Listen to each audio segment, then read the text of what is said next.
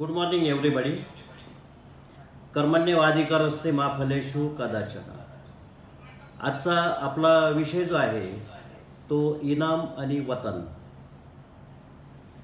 आता हा इनाम आणि वतन जो विषय आहे आपण थोडा डीपमध्ये विचार करू, म्हणजे ह्या गोष्टीची आपली कल्पनाही पूर्ण होते. तर इनाम वतन हे काही ब्रिटिशांनी निर्माण केलेले नाही आहेत. हे ब्रिटिश येण्याच्या अगोदरपासून चालत आलेली एक सिस्टीम होती आपल्या भागातली, आणि ही फार पूर्वापार म्हणजे छत्रपती शिवाजी महाराजांच्या पेशव्यांच्या कालावधीच्या पूर्वीपासूनही चालत आलेली होती. आता या अगोदर बार्टर सिस्टीम काय प्रकार होतं मी आपल्याला दाखवतो. बार्टर सिस्टीम म्हणजे वस्तू विनिमय. पूर्वी करन्सी मार्केटमध्ये नसायची आणि सुवर्ण मोहरा हे काही सामान्य व्यक्तीचं चलनाचं साधन नसायचं. दोन संस्थानिकांमधला व्यवहार हा सुवर्ण मोहराच्या माध्यमातून व्हायचा, परंतु व्यक्तींमध्ये जो व्यवहार व्हायचा तो वस्तू विनिमयाने म्हणजे बार्टर सिस्टीमने व्हायचा. एका वस्तूच्या बदल्यात दुसरी वस्तू द्यायची. It is called barter system. आणि ग्रामीण भागामध्ये बलुतेदारी हा प्रकार असायचा. म्हणजे लोहार, सुतार, चांभार, कुंभार वगैरे असे एकंदर 12 व्यक्ती असायचे की ज्यांचे सर्व्हिसेस या ग्रामीण भागामध्ये लोकांना आणि शेतकऱ्यांना आवश्यक असायच्या. तर हे जे 12 बलुतेदार असायचे हे त्यांच्या सर्व्हिसेस या शेतकऱ्यांना किंवा लोकांना द्यायच्या, आणि त्याच्या बदल्यात त्यांना जो काही त्याचा मेहनताने दिला जायचा तो वस्तुरूपाने दिला जायचा. शेतीतल्या पिकातला वाटा दिला जायचा. It is called barter system. आता जी काही पूर्वी संस्थानिकाची किंवा लोकांची कामं करण्यासाठी काही लोकांना, काही व्यक्तींना, काही समाजाला हे नेमलं जायचं. फॉर एक्झाम्पल गावाची स्वच्छता करायची, गावामधले जे काही मृत जनावर असतील त्यांची विल्हेवाट लावायची, आणि इन्फिरियर पद्धतीची कामं करायची. त्यासाठी काही ठराविक समाजावरती जबाबदारी दिलेली असायची. महार समाज असेल, मांग समाज असेल, ढोर समाज असेल, त्यांच्यावरती जबाबदारी असायची. आणि पूर्वी लँड रेव्हेन्यू हाच एक फक्त इन्कमचा सोर्स असायचा. याशिवाय दुसरा इन्कम सोर्स नव्हता. त्यावेळेला कुठला इन्कम टॅक्स नसायचा किंवा इतर कुठल्याही पद्धतीचे टॅक्सेस नसायचे. जमिनीमधून जो काही रेव्हेन्यू जनरेट होईल तोच एक पूर्वीच्या संस्थानिकांचं उत्पन्नाचं साधन असायचं. आणि त्यासाठी जी काही एक यंत्रणा उभी केलेली असायची ती कुलकर्णी देशपांडे असायचे, पाटील नेमलेले असायचे, वेगवेगळे सरंजाम नेमलेले असायचे. आणि हे जे व्यक्ती वेगवेगळ्या पद्धतीचे व्यक्ती ज्या सर्व्हिसेस द्यायचे त्याच्या बदल्यात त्यांना पूर्वीच्या रूलरनी काही जमिनी त्यांच्या उदरनिर्वाहासाठी दिलेल्या असायच्या. आता हे जे व्यक्ती नेमलेले असायचे त्यांना वतनदार म्हणायचे, आणि ही जी सिस्टीम असायची त्या सिस्टीमला वतन असं म्हणायचं. आणि जी जमीन त्यांना केलेल्या कामाच्या बदल्यात त्यांना कल्टिवेशनला दिलेली असायची त्या जमिनीला वतन लँड किंवा वतन प्रॉपर्टी असं संबोधलं जायचं. ही वतनदारीची पद्धत असायची. ही वंश परंपरा चालत आलेली असायची. म्हणजे कुलकर्णी कोणी असेल तर वंश परंपरा त्यांनी कुलकर्णींचंच काम करायचं. महार वतनदार कोणी असतील त्यांनी वंश परंपरा तेच काम करायचं. अशा पद्धतीची वंश परंपरा वतनदारी चालत आलेली असायची. काही व्यक्तींनी काही समाजासाठी किंवा संस्थानिकासाठी खूप मोठं भरीव कार्य केलेलं असायचं. त्या प्रित्यर्थ त्या व्यक्तींच्या खाजगी जमिनींना शेतसाऱ्यामध्ये सवलत दिलेली असायची. किंवा सरंजाम होते पूर्वी. सरंजाम म्हणजे राजकीय मुत्सद्दी किंवा सेनापती असायचे, त्यांना सरंजाम म्हटलं जायचं. असे जे सरंजाम व्यक्ती असायचे त्यांच्या जे काही खाजगी प्रॉपर्टी होत्या, खाजगी जमिनी होत्या, त्यांनासुद्धा शेतसाऱ्यामध्ये रेव्हेन्यूमध्ये सवलत दिलेली असायची. किंवा एखाद्या जमिनीचा वापर ह्या धार्मिक कामासाठी किंवा चॅरिटेबल कामासाठी होत असेल तर अशा जमिनीसुद्धा शेतसाऱ्यामध्ये सवलत दिलेली असायची. त्यामुळं अशा ज्या काही शेतसाऱ्यामध्ये सवलत दिलेली जमीन असायची त्याला इनाम असं म्हणायचं. कारण इनाम या शब्दाची व्याख्या कुठेही दिलेली नाही आहे. फक्त जोगळेकर ॲलिनेशन मॅन्युअलमध्ये इनाम शब्दाची व्याख्या दिलेली आहे. तर इनाम म्हणजे काय की एखाद्या जमिनीला शेतसाऱ्यामध्ये सवलत दिलेली असेल तर दॅट लँड इज कॉल्ड इनाम.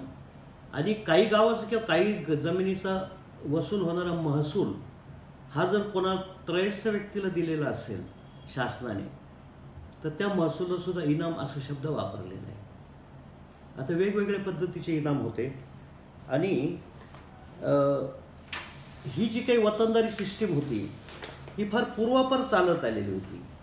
आता एक जागला म्हणून प्रकार असायचा. जागला म्हणजे काही फॅमिलीवरती जबाबदारी असायची की रात्रभर जागायचं आणि जे जंगली श्वापदापासून गावाचं संरक्षण करायचं किंवा कुठल्या शत्रूचा हल्ला होत असेल किंवा दरोडेखोर चोरदार गावात जर येणार असतील त्याची जर चाहूल त्या लोकांना लागली तर गावकऱ्यांना जागं करायचं, त्यांना कल्पना द्यायची. असं काम जागल्या या कम्युनिटीवर असायचं. जागलं एक पद होतं, ती कम्युनिटी नव्हती, एक ठराविक लोकांना जबाबदारी टाकलेली असायची, त्याला जागल्या म्हणायचे. असे जागल्यांना सुद्धा त्यांनी केलेल्या सर्व्हिसेसच्या बदल्यात काही जमिनी त्यांना उपजीविकेसाठी दिलेली असायची. ते सुद्धा वतनदारच होते. त्या जमिनीला वतन प्रॉपर्टी असंच म्हटलेलं होतं. आता ही सिस्टीम जी होती ही फार पूर्वीपासून चालत आलेली होती आणि हाळ इनाम एक प्रकार असायचा. म्हणजे गावातले जनावरं ज्या वेळेला चाराईसाठी जायचे बाहेर किंवा चारून गावात यायचे तर त्या जनावरांच्या पिण्याच्या पाण्याची व्यवस्था करायची जबाबदारीसुद्धा काही कम्युनिटीवर असायची आणि तो जो ती वतनदारीच असायची. त्याला हाळ इनाम असं म्हटलेलं आहे. असे हाळ इनाम फार कमी सापडलेले आहेत, पण हाळ इनामही सापडलेलं आहे यामध्ये. आता बरेच वेगवेगळ्या एरियामध्ये वतनदारीला किंवा इनामाला वेगवेगळी नावं दिलेली आहेत. खूप असंख्य पद्धतीची नावं आहेत, पण ती जी आहे ती इनाम किंवा वतनदारी सिस्टीमचा एक पार्ट होता. आता ज्या वेळेला ब्रिटिशांनी सर्वे सेटलमेंट करायचं ठरवलं, सर्वे सेटलमेंट म्हणजे जमिनीचं रेकॉर्ड हे अद्ययावत ठेवणं, जमिनीची मोजणी करून त्याचं शेतसारा रुपयामध्ये निश्चित करणं, it is called survey settlement. हे सर्वे सेटलमेंटचं काम ज्या वेळेला सुरू केलं ब्रिटिशांनी, साधारण 1840च्या दरम्यान काम सुरू केलेलं आहे आणि 1827 पासून ब्रिटिशांनी वेगवेगळे रेग्युलेशन पास करायला सुरुवात केलेली आहे, वेगवेगळे रिफॉर्म्स आणलेले आहेत त्यांनी. तर 1840च्या दरम्यान ज्या वेळेला सर्वे सेटलमेंटला सुरुवात केली आणि जमिनीचा लँड रेव्हेन्यू फिक्स करायला सुरुवात केली, त्यावेळेला लँड रेव्हेन्यू जो असायचा तो एवढा मोठ्या प्रमाणात असायचा की त्यावेळेचा 1 रुपया जर रेव्हेन्यू असेल तर त्या जमिनीतून 1 रुपया चं उत्पन्न मिळेल की नाही मिळेल याची शाश्वती नव्हती. असं एवढ्या मोठ्या प्रमाणात तो रेव्हेन्यू लोकांना वाटायचा. परंतु ज्या वेळेला हे इनाम किंवा वतन जमिनीचे होल्डर होते त्यांच्या लक्षात आलं की जमिनीला खूप मोठा रेव्हेन्यू लावलेला आहे, तर त्यांनी ब्रिटिश गव्हर्नमेंटला अशी विनंती केली की आमच्या जमिनीला गेल्या कितीतरी पिढीपासून रेव्हेन्यूमध्ये एक्झम्पशन आहे आणि एक्झम्पशन कसे दिले त्याचे सर्व पुरावे आमच्याकडे आहेत. त्यामुळे अशा परिस्थितीत आमच्या जमिनीमधून कुठलाही रेव्हेन्यू महसूल या ब्रिटिश गव्हर्नमेंटने घेऊ नये अशी त्यांनी विनंती ब्रिटिश गव्हर्नमेंटला केलेली होती. आता त्यांनी केलेली विनंती ही योग्य होती, ती काही चुकीची नव्हती. परंतु त्यांनी जे काही विनंती होती, त्यांचे जे काही क्लेम होते त्याच्यामधले सगळे पुरावे विचारात घेऊन त्यांचे क्लेम हे सेटल करणं गरजेचं, म्हणजे ॲड्ज्युडिकेशन करणं गरजेचं होतं. त्यासाठी ब्रिटिशांनी 1852 साली Bombay rent free estate act हा ॲक्ट पास केला. आता तो ॲक्ट जो आहे तो सह्याद्री पर्वताची पूर्व बाजूचा बॉम्बे स्टेटचा जो पार्ट होता, म्हणजे कोकण डिव्हिजन सोडून त्या भागाला तो कायदा लागू झालेला होता आणि त्या कायद्याच्या तरतुदीनुसार इनाम कमिशनरची नेमणूक करण्यात आलेली होती. असिस्टंट इनाम कमिशनर नेमलेले होते आणि ज्या व्यक्तीला म्हणायचं आहे की त्याची जमीन इनाम आहे त्यांनी त्याचे क्लेम हे इनाम कमिशनर पुढं सबमिट करायचे होते आणि त्या क्लेमसोबत त्याच्याकडे जे काही पुरावे असतील, कोणी ती जमीन इनाम दिली किंवा कोणी त्याला रेव्हेन्यूमध्ये एक्झम्पशन दिलेलं आहे, ह्याचे सर्व पुरावे त्यांनी देणं गरजेचं होतं. आता असे जे काही पुरावे इनाम कमिशनर पुढे आलेले होते त्याची सर्व स्क्रुटिनी इनाम कमिशनर, असिस्टंट इनाम कमिशनर आणि त्यांचे सबऑर्डिनेट जे काही अधिकारी होते त्यांनी केलेली होती. त्यामध्ये जे वतन होते त्याचा काही प्रश्न नव्हता, कारण ते पुरावे होते की ते वतनदार हे त्या गावामध्ये त्यांची सर्व्हिसेस देत आलेले होते आणि ती वतन जमीन त्यांच्याकडे वहितीला होती. त्यामुळे वतन जमिनीबाबत काही वेगळ्या पुराव्याची गरज भासत नव्हती. सरंजाम जे काही होते त्याचे पुरावे होते, कोण सरंजाम आहे काय आहे. परंतु एस्पेशली देवस्थान इनाम याबाबत जे काही पुरावे दिलेले होते ते पुरावे तेवढेसे काही योग्य वाटत नव्हते किंवा ते पुरावे विश्वास ठेवण्यासारखे नव्हते. म्हणून असे बरेच देवस्थान इनामाचे बरेच क्लेम हे पूर्ण झालेले नव्हते. म्हणजे 10 वर्षाची पिरियड जाऊनही असे क्लेम काही सेटल व्हायला तयार नाही. त्यांना सर्व अनसेटल्ड क्लेम असं म्हटलेलं आहे. आता मग एक 10 वर्ष गेल्यानंतर 1862 ब्रिटिशांनी एक सर्वे केला की किती अनसेटल्ड क्लेम आहेत आणि त्या अनसेटल्ड क्लेममध्ये किती रेव्हेन्यू इन्व्हॉल्व झालेला आहे. त्या रेव्हेन्यूची अमाऊंट आणि अनसेटल्ड क्लेममध्ये जो पिरियड जात होता इन्क्वायरीमध्ये, त्या पिरियडचा विचार करता ब्रिटिशांनी असं ठरवलं की हे अनसेटल्ड क्लेम आहेत त्या सर्वांना सरसकट माफी दिली तरी हरकत नाही आहे, परंतु त्यांना जुडी म्हणजे क्विट रेंट हा आकारणं आवश्यक आहे. म्हणून त्या दृष्टीने ब्रिटिशांनी 1863 साली 2 कायदे केलेले आहेत. Exemption from land revenue act number 1 of 1863 आणि exemption from land revenue act 2 of 1863. त्यातला ॲक्ट 1 जो आहे तो पूर्वीचा जो Bombay rent free state act 1852चा ज्या एरियाला लागू होता त्या एरियासाठी ॲक्ट 1 हा ॲप्लिकेबल केलेला आहे. आणि ॲक्ट 2 जो काय आहे तो कोकण रिजन म्हणजे सह्याद्री पर्वताची पश्चिम बाजू जी आहे थेट अरबी समुद्रापर्यंत त्या भागाला 1863चा ॲक्ट 2 हा ॲप्लिकेबल केलेला होता.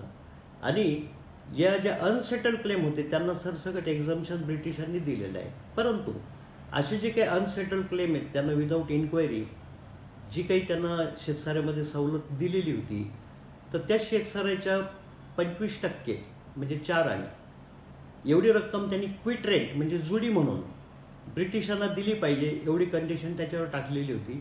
आणि याच्या सर्व सनदी ब्रिटिशांनी म्हणजे इनाम कमिशनर किंवा असिस्टंट इनाम कमिशनर किंवा त्यांनी अपॉइंट केलेले सबऑर्डिनेट ऑफिसर यांनी त्या इनामदार किंवा वतनदारांना त्यावेळेला दिलेल्या होत्या. आणि त्याची नोंद ॲलिनेशन रजिस्टरमध्ये करण्यात आली. ॲलिनेशन रजिस्टर जे काय होतं ते बॉम्बे लँड रेव्हेन्यू कोडचं सेक्शन 53 प्रमाणे मेंटेन केलेलं एक रजिस्टर होतं. आता या इन्क्वायरीमध्ये जे काही इनाम किंवा वतनाचा विषय आढळून आलेला होता त्यामध्ये एकंदर 7 प्रकारचे इनाम त्या इनाम कमिशनरला आढळून आलेले होते.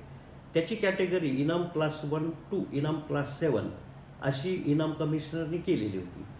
त्यामधला इनाम क्लास 1 जो काही आहे तो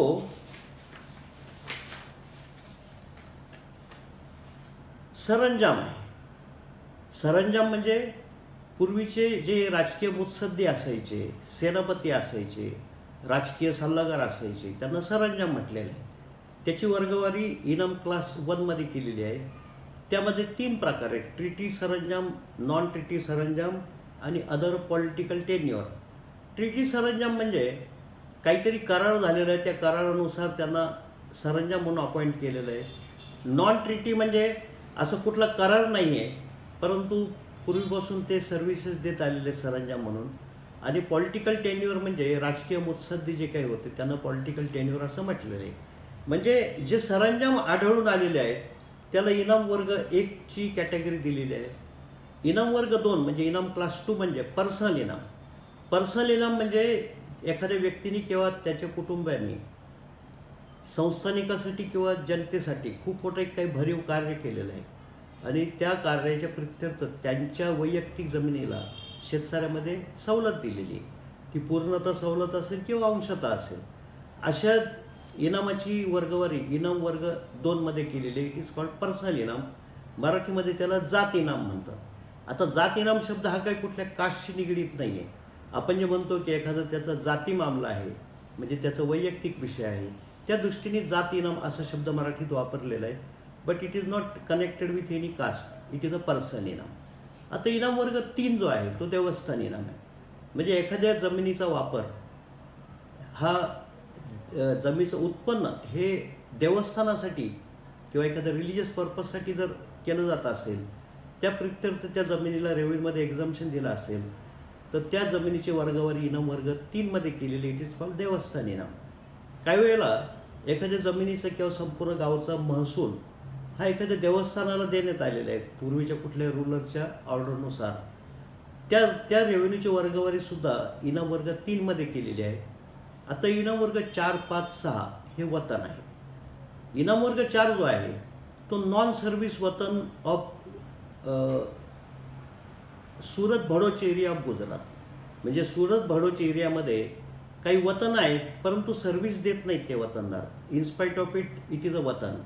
त्याची वर्गवारी इनाम वर्ग 4 मध्ये केलेली आहे. आणि सुरत भडोच एरिया व्यतिरिक्त इतर जो काही भाग आहे बॉम्बे स्टेटमधला की नॉन सर्व्हिस वतन आहेत त्याची वर्गवारी इनाम वर्ग 5 मध्ये केलेली आहे. आणि इनाम वर्ग 6 जो आहे हा सर्व्हिस वतन आहे. त्यामध्ये 6A आणि ब. 6A म्हणजे सर्व्हिसेस युजफुल टू गव्हर्नमेंट आणि 6B म्हणजे सर्व्हिसेस युजफुल टू कम्युनिटी. म्हणजे महार वतन असेल किंवा कुलकर्णी पारगाना वतन असेल, पाटील वतन असेल किंवा इतर सर्व जे काही वतन आहेत जे इनाम वर्ग 4 आणि 5 मध्ये कव्हर होत नाही ते सर्व इनाम वर्ग 6 मध्ये नमूद करण्यात आलेले आहे. आणि इनाम वर्ग 7 म्हणजे काही जमीन अशी की ज्या जमिनीचा वापर हा लोकल अथॉरिटी करते आहे आणि तिथे लोकल अथॉरिटीच्या खर्चाने काही कन्स्ट्रक्शन केलेले आहे त्याची वर्गवारी इनाम वर्ग 7 मध्ये केलेली आहे. अशा पद्धतीने इनाम कमिशनरनी इनामाची 7 प्रकारात वर्गवारी केलेली आहे आणि त्याची नोंद ॲलिनेशन रजिस्टरमध्ये केलेली आहे. आता ॲलिनेशन रजिस्टर जे आहे मी सांगितलं की सेक्शन 53 प्रमाणे ठेवलेलं आहे.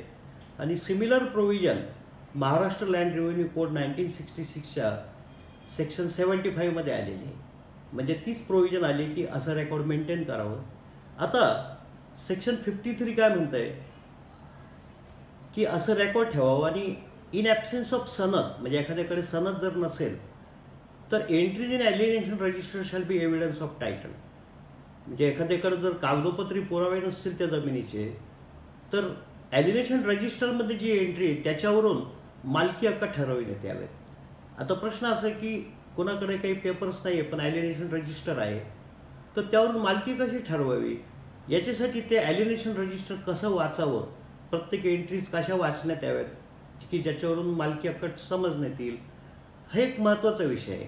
आता ज्या काही सनदी दिल्या होत्या, सनदी म्हणजे ऑर्डर इनाम कमिशनरनी दिलेल्या होत्या त्या वेगवेगळ्या फॉर्ममध्ये दिलेल्या होत्या. म्हणजे देवस्थान इनामाच्या संदर्भात ज्या सनदी दिलेल्या आहेत त्या जवळजवळ 20 प्रकारच्या सनदी असल्याचं मॅन्युअलमध्ये आलेलं आहे. पर्सनल इनामाच्या जवळजवळ 100 प्रकारच्या सनदी दिलेल्या आहेत. इतरही वेगवेगळे सनदी वेगवेगळ्या फॉर्ममध्ये दिलेल्या आहेत. आणि याची सर्व माहिती जी आहे की कुठलं इनाम कसं आहे, काय आहे, त्याला कुठल्या फॉर्ममध्ये सनद दिली जाते याची सर्व माहिती राव बहादूर जोगळेकर ॲलिनेशन मॅन्युअलमध्ये आलेली आहे. आता हे जे मॅन्युअल आहे ते आउट ऑफ प्रिंट आहे. माझ्याकडे कॉपी आहे त्याची. PDF मी कॉपी आपल्या संयोजकाकडं हे लेक्चर झाल्यानंतर मी देऊन टाकील. त्याच्याकडून आपण कलेक्ट करू शकता. जवळजवळ ते 580 पानाचं मॅन्युअल आहे. आणि त्या व्यतिरिक्त वेगळं काही मॅन्युअल नाही आहे या इनाम वतन ह्या विषयावर. अतिशय सखोल आहे ते. दुसरी कॉमेंटरी आहे जुनी ॲडव्होकेट फडणीस म्हणून होते त्यांची एक कॉमेंटरी आहे पण ती हिस्ट्रीवाज आहे. कसे कसे इनाम क्रिएट झाले याची हिस्ट्री दिलेली ते आउट ऑफ प्रिंट आहे. कोणाला लागलं तर माझ्याकडे त्याची प्रिंट आहे. That can be made available. तर अशा पद्धतीने एकंदर 7 इनाम केलेले आहेत आणि त्याच्या सनदी या इनाम कमिशनरने दिलेल्या आहेत. आता हे जे काही वतन होते तर ब्रिटिश यायच्या अगोदरपासून वतनदारी सिस्टीम चाललेली होती आणि ब्रिटिश आल्यानंतर ही वतनदारी सिस्टीम अजून व्यवस्थित चालवी या दृष्टीने वेळोवेळी ब्रिटिशांनी वेगवेगळे कायदे केलेले होते, वेगवेगळे रेग्युलेशन केलेले होते आणि त्यामध्ये अजूनही चांगल्या प्रकारे करता या दृष्टीने 1874 मध्ये बॉम्बे हेरिडिटरी ऑफिसेस ॲक्ट हा ॲक्ट ब्रिटिशांनी पास केलेला आहे. आणि जे त्यापूर्वीचे सर्व जे काही ॲक्ट होते रेग्युलेशन सर्व रिपील करून टाकलेत त्यावेळेला आणि हा 1874चा ॲक्ट पास केलेला आहे. आता ह्या ॲक्टच्या सेक्शन 5 प्रमाणे ही जी काही वतन प्रॉपर्टी आहे ती कोणाला ॲलिनेट करायला प्रतिबंध आणलेला आहे. Without permission it cannot be alienated. जर असं काही ॲलिनेशन झालं असेल तर त्या कायदे सेक्शन 9 खाली ते ॲलिनेशन बेकायदेशीर ठरवायचा कलेक्टरना अधिकार दिलेला आहे. सेक्शन 11A खाली वतन प्रॉपर्टी रिझम्पशनची प्रोव्हिजन आहे. त्यामध्ये पुन्हा जे काही वतन कसं चाललं जावं त्याची सर्व तरतूद त्या ॲक्टमध्ये एवढ्या डिटेलमध्ये मी सांगायची गरज नाही. आता वतनदारमध्ये रेप्रेझेंटेटिव्ह वतनदार हा प्रकार असायचा. म्हणजे ज्यावेळेला संपूर्ण फॅमिली ही वतनदार म्हणून काम करते आहे परंतु त्यांच्या सर्व फॅमिलीतर्फे एक व्यक्ती ही रिप्रेझेंटेटिव्ह वतनदार म्हणून अपॉइंट केलेली असायची. And that person is called representative watandar, आणि he is answerable to government and all other officers. त्यांनी सर्वांना जबाबदार त्याला धरलं जायचं. त्या व्यक्तीला रिप्रेझेंटेटिव्ह वतनदार असं म्हणायचे. आता जरी एखाद्याला रिप्रेझेंटेटिव्ह वतनदार म्हणून नेमलेला असेल, परंतु entire family or entire community was discharging duty of watandar, म्हणून सर्व फॅमिली किंवा सर्व कुटुंब किंवा सर्व समाज हा वतनदार म्हणून असायचं. फक्त रिप्रेझेंटेटिव्ह म्हणून कोणाचं तरी नाव असायचं. आता ज्या वेळेला जनरली काय असायचं त्यावेळेला की थोरल्या कुटुंबातला थोरला व्यक्ती जो असेल, he was appointed as a representative watandar. तो पुढं मयत झाला किंवा काही कारणामुळे त्याला कमी केलेला असेल, त्याचा जो काही थोरला मुलगा असेल त्याला रिप्रेझेंटेटिव्ह वतनदार म्हणून नेमलं जायचं. आता ही जी काही रिप्रेझेंटेशनची प्रोसिजर असायची, इट इज त्याचं जे प्रिन्सिपल एक ॲप्लाय केलेलं जायचं की eldest person from eldest branch was appointed as a representative watandar. This principle is called principle of lineal primogeniture. Lineal primogeniture. आता जरी लिनियल पमोजिनेचरप्रमाणे एखाद्याला रिप्रेझेंटेटिव्ह वतनदार म्हणून नेमलेला असेल, तरीसुद्धा वतनदार म्हणून हक्क आणि कर्तव्य हे सर्व वतनदार फॅमिलीचे असायचे. असं नाही की फक्त तो रिप्रेझेंटेटिव्ह वतनदारच जबाबदार आहे, सर्व वतनदार ही त्याला जबाबदार असायचे. आता ही वतनदारी सिस्टीम ही इंडिपेंडंट नंतरही चालत आलेली होती. आणि नंतर काय झालं की वेगवेगळ्या कामासाठी वेगवेगळे कर्मचारी नेमायला सुरुवात झाली. जसं कुलकर्णी देशपांडे जे काम करत होते विलेज लेवलवर, त्याच्या जागेवर तलाठी नेमलेले, सर्कल ऑफिसर नेमले, किंवा पाटील जे काही काम करायचे त्याच्या जागेवर पोलीस अधिकारी नेमले गेलेले law and order situation maintain करायसाठी. पुढे हळूहळू काय झालं की लोकल अथॉरिटीज अपॉइंट झालेले आहेत. गाव स्वच्छतेचे काम त्या अथॉरिटीकडून केलं जायचं. तर अशा परिस्थितीमध्ये हे जे काही वतनदार होते त्यांची काही पुढे आवश्यकता काही लागत नव्हती. त्यामुळं ही वतनदारी सर्व नष्ट करायचं शासनाने ठरवलं आणि एक एक वतन ॲबॉलिश करायचा निर्णय घेतला. आता सुरुवातीला जे वतन ॲबॉलिश केलेलं होतं 1952 साली, ते पर्सनल इनाम ॲबॉलिश केलेले. बॉम्बे पर्सनल इनाम ॲबॉलिशन ॲक्ट 1952 हे एक ॲक्ट पास केलं. पुन्हा बॉम्बे परगाना कुलकर्णी वतन ॲबॉलिशन ॲक्ट, तो 1950चा ॲक्ट आहे. त्याप्रमाणे जेवढे काही कुलकर्णी वगैरे देशपांडे वगैरे अपॉइंट केलेले होते ते सर्व ॲबॉलिश केले. पुन्हा इन्फिरियर विलेज वतन ॲबॉलिशन ॲक्ट, म्हणजे महार वतन वगैरे हे जे काही वतनं असायचे ते 1958मध्ये ॲबॉलिश केले, किंवा पाटील वतनं 1962मध्ये ॲबॉलिश केलेले. आता ॲबॉलिश केल्यामुळं काय झालं की वतनदारांचं सर्व वतनदारी सिस्टीम नष्ट झाली. आता जी त्यांच्या ताब्यात जी जमीन असायची, जी वतन प्रॉपर्टी असायची, ॲक्च्युली ती गव्हर्नमेंट लँड होती, वतनदाराची प्रायव्हेट प्रॉपर्टी नव्हती.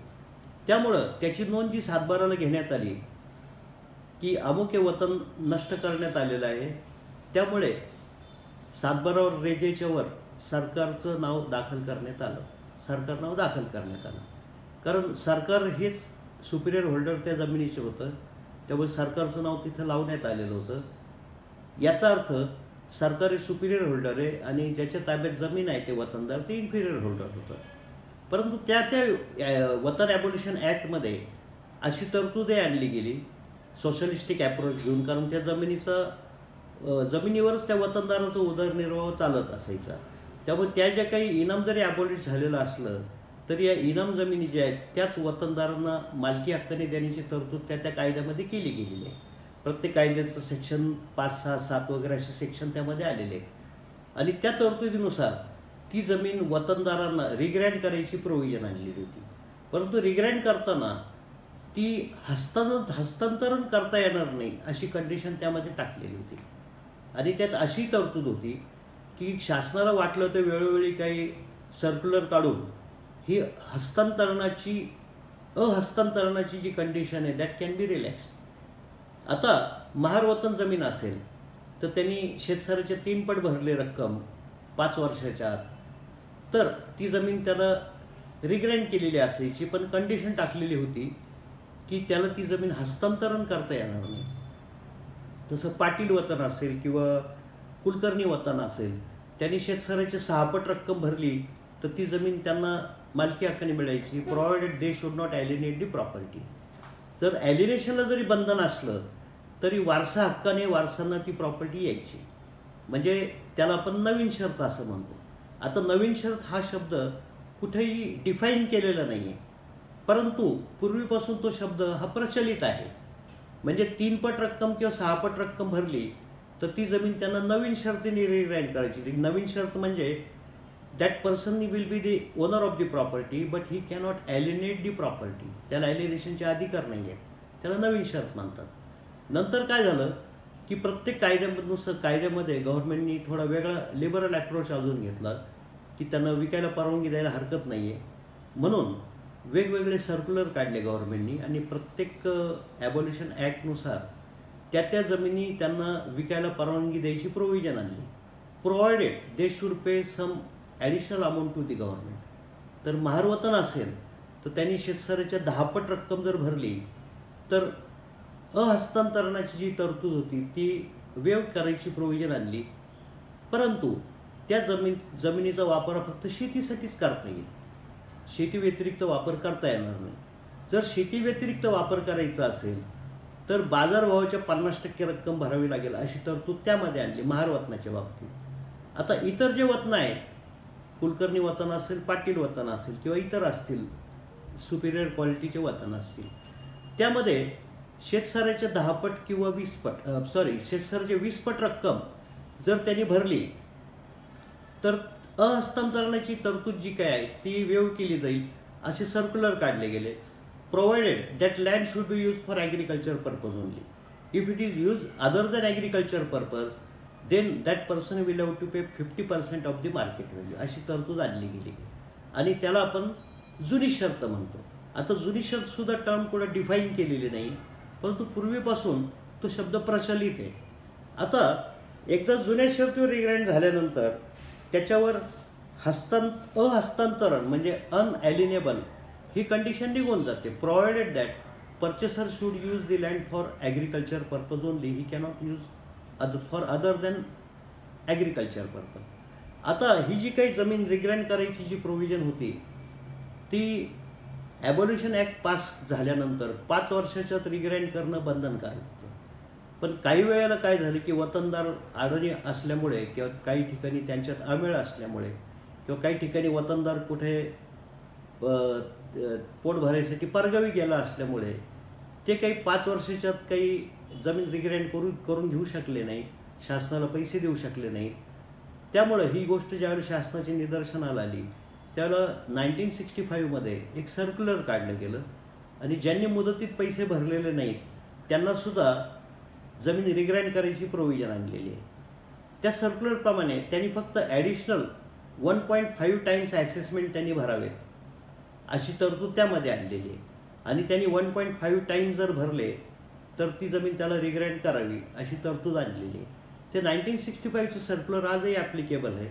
ते काय असं त्या ठराविक लिमिटपर्यंत नव्हतं. आजही कोणाची जमीन रिग्राईंड करायची राहून गेली असेल तर त्या आधारे आजही ती जमीन रिग्राईंड करता येते. असं करून ती जमीन रिग्राईंड करायची प्रोव्हिजन आणलेली आहे. आणि आता ही नवीन शर्त जुनी शर्त हा काय प्रकार आहे तर ह्याबाबत एका मॅटरमध्ये हायकोर्टापुढे प्रश्न निर्माण झाला. Vitthal Kondalkar versus state of Maharashtra. It is reported in 1981 Bombay Cases Reporter, page 32. I again repeat, Vitthal Kondalkar versus State of Maharashtra, reported in 1981 Bombay Cases Reporter, page 32. आता त्यामध्ये ज्यावेळेला नवीन शर्त काय प्रकार, जुनी शर्त काय प्रकार, कारण त्यामध्ये बरेच केसेस होत्या की काहीमध्ये रिग्राईंडची ऑर्डर नाही आहे परंतु पैसे भरलेले आहेत, काही याच्यामध्ये नवीन शर्तीवर रिग्राईंड आहे आणि जमीन विकून टाकलेली कोणाची परवानगी न घेता, काही केसेसमध्ये रिग्राईंड नसतानाही जमिनीचे हस्तांतरण, असे बरेच मॅटर त्या मॅटरमध्ये इन्व्हॉल्व झालेले होते. त्यामुळे हायकोर्टापुढे प्रश्न होता की what is a new tenure, what is a old tenure.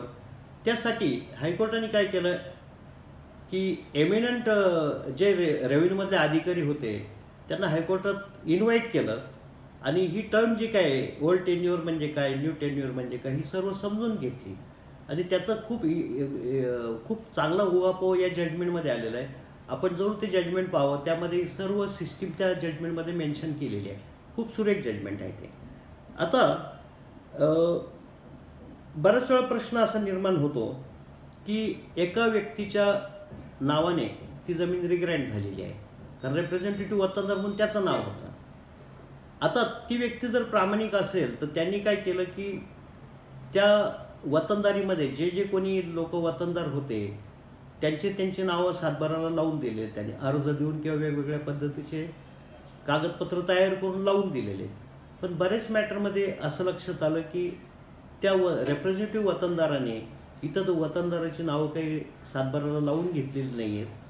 त्यामुळे त्या रिप्रेझेंटेटिव्ह वतनदाराचंच नाव तसंच राहिलं आणि तो मयत झाल्यानंतर त्याच्या वारसांची नावं लागली. पुढं वारसांनी इतर वतनदारांचे राईट डिनाय करायला सुरुवात केली. असे बरेच किस्से घडलेले आहेत. आता हे जे वतनदार जे असायचे ते समजा एक फॉर एक्झाम्पल महार वतन आहे, त्यामध्ये एंटायर फॅमिली महार फॅमिली ज्या त्या कामामध्ये इन्व्हॉल्व झालेल्या असायच्या. एका गावामध्ये एकच आडनावाचे लोक असतील, एकच फॅमिलीमधले लोक असतील. काही गावामध्ये वेगवेगळ्या आडनावाचे वेगवेगळ्या फॅमिलीमधले लोक असतात. तर ज्या वेगवेगळ्या फॅमिलीमधले लोक असतात त्या प्रत्येक फॅमिलीला आपण ब्रँच म्हणतो आणि त्यावेळेला लोकल लँग्वेजमध्ये त्याला तक्ष्मी असं म्हणायचे, तक्ष्मी. तर असे वेगवेगळे तक्ष्मी असायच्या त्या आणि प्रत्येक तक्ष्मीचा त्या वतन प्रॉपर्टीमध्ये किती आणे हिस्सा आहे त्याचाही उल्लेख हा पूर्वीच्या बऱ्याच अभिलेखामध्ये आलेला आहे. आता जर समजा एका तक्ष्मी गायकवाड असेल, पवार असेल, शिंदे असतील, 3 फॅमिलीज आहेत. त्यामध्ये गायकवाड फॅमिलीतर्फे कोणाचं तरी एकाचं रिप्रेझेंटेटिव्ह म्हणून नाव आहे. तो मयत झाला, त्याच्या थोरल्या मुलाचं नाव लागलं. तो मयत झाला, त्याच्या थोरल्या मुलाचं नाव लागलं. पण त्या फॅमिलीमधले बाकीचे जे काही मिसिंग नावं आहेत ते ॲक्च्युली वतनदार आहे, पण त्यांची नावं सातबाराला नाही आहेत. पुढं त्यांनी त्यांचे राईट डिनाय करायला सुरुवात केली. अशा परिस्थितीमध्ये प्रश्न असा येतोय की ज्याच्या नावाने रिग्रँट झाली, whether he will be absolute owner or total watan family will be absolute owner. तर ह्याबाबत एक सुरेख जजमेंट आहे. AR 1964 Supreme Court page number 326 326. I again repeat, AR 1964 Supreme Court page 326 326. आता हे जजमेंट जे दिलं 5 जजेसच्या बेंचचं जजमेंट आहे, फुल बेंचचे जजमेंट आहे आणि त्यामध्ये जस्टिस गजेंद्र गडकर हे जज होते. जस्टिस गजेंद्र गडकर म्हणजे त्यावेळेचे खूप नावाजलेले जज होते आणि महाराष्ट्रीयन असल्यामुळे त्यांना या सिस्टीमचं पूर्ण नॉलेज होतं. खूप चांगलं जजमेंट आहे आणि त्यामध्ये प्रिन्सिपल ऑफ लिनियल होमोजिनेशन काय प्रकार आहे हा त्यामध्ये एक्सप्लेन झालेला आहे. आणि जरी एकाच्या नावाने जमीन रिग्रँट झालेली असली तरी it doesn't mean that he is absolute owner of the property. Total watandar are the owner of the property असं ते जजमेंटमध्ये आलेले. त्यानंतरही 3 चांगले लँडमार्क जजमेंट आहेत. एक जे आहे ते AR 1982 supreme Court page 887. I again repeat, AR 1982 supreme Court page 887 887. Nagesh Desai versus Khandu Desai. त्यानंतर अजून एक जजमेंट सांगतो मी आपल्याला. 1977 बॉम्बे, हे बॉम्बेचं आहे, पेज 350. पुन्हा 1977 Bombay page 350. AR 1973 Bombay page 323. असे 4 जजमेंट आहेत, चांगले लँडमार्क जजमेंट आहेत. यामध्ये सर्व वतनदार काय प्रकार आहे, लिनियर होमोजिनेशन काय प्रकार आहे, एकाच्या नावाने रिग्रँट झाली तर weather he will B owner of the property or total family will बी, सर्व त्याच्यात उल्लेख आलेला आहे.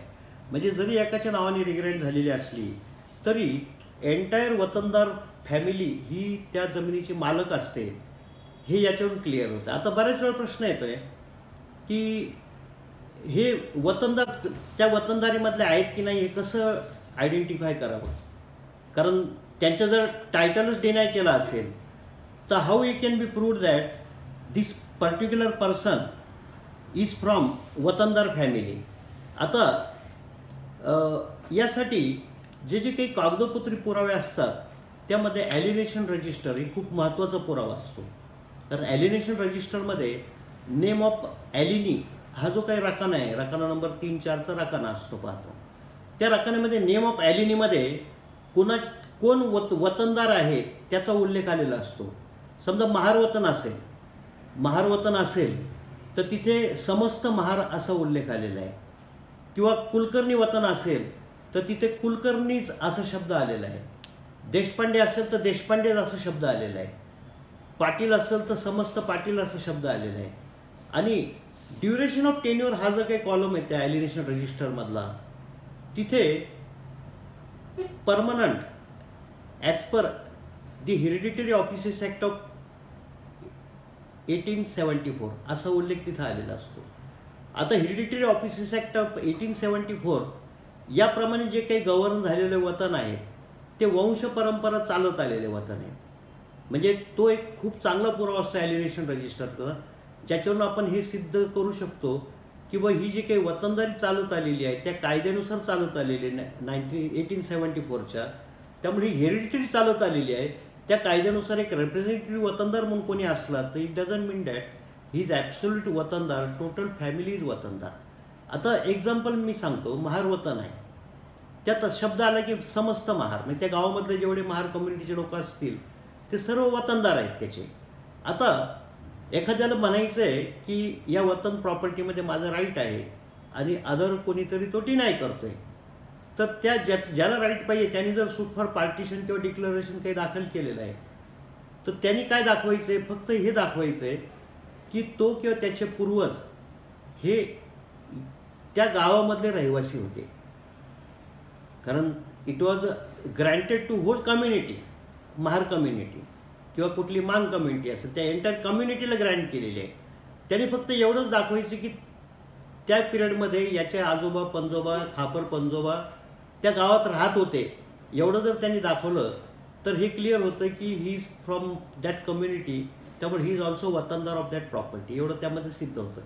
कारण काही मॅटरमध्ये हा प्रश्न उपस्थित झालेला होता, तर आम्ही कोर्टापुढं ही वतनदारी सिस्टीम कशी असते खूप व्यवस्थित पुटअप केलं, ॲलिनेशन रजिस्टर दाखवलं, आणि फक्त ती जी व्यक्ती आहे, तो जो वादी आहे जो पार्टिशन करून मागतोय, त्याचं त्या गावामध्ये वडलोपार्जित घर आहे एवढं आम्ही सिद्ध केलं. त्यामध्ये जर वडलोपार्जित घर गावात आहे याचा अर्थ ही इज फ्रॉम महार कम्युनिटी आणि समस्त महारला जर ती जमीन ग्रँट केलेली आहे तर he is having right in the property.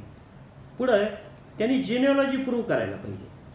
आता जिनिओलॉजी प्रूव्ह करायला बऱ्याच गोष्टी असतात, त्या पद्धतीने जिनिओलॉजी त्यांनी प्रूव्ह करायला पाहिजे आणि तो त्या गावचा रहिवासी असं दाखवायला पाहिजे त्यांनी. आता ॲलिनेशन रजिस्टर जे काय आहे हे पहिली एक कॉपी त्याची ज्या त्या तहसील कार्यालयात असते, दुसरी जी कॉपी असते त्याची ती कलेक्टर ऑफिसला असते, आणि तिसरी एक कॉपी पुण्याचं जे आर्किओलॉजिकल सर्वे ऑफिस आहे म्हणजे पुण्याचं पुरातत्व विभाग त्यांच्याकडे ती तिसरी कॉपी असते, आणि ती आपल्याला पब्लिक डॉक्युमेंट म्हणून अवेलेबल होऊन जाते. समजा आपल्याला तहसील कार्यालयात नाही मिळाली, कलेक्टर कार्यालयात ती कॉपी नसेल, पण पुण्याचं जे पुरातत्व विभाग आहे म्हणजे पुण्याचं कमिशनर ऑफिस जे आहे कॅम्पमधलं, ते कमिशनर ऑफिसच्या समोर एक जुनी बिल्डिंग आहे, खूप अति ब्रिटिशकालीन बिल्डिंग आहे. ती बिल्डिंग म्हणजे ते पुरातत्व विभागाचं ऑफिस आहे. त्या ऑफिसमधलं रेकॉर्ड एवढं व्यवस्थित मेंटेन केलेलं आहे की सगळं ॲलिनेशन रजिस्टर त्यांच्याकडे आहे.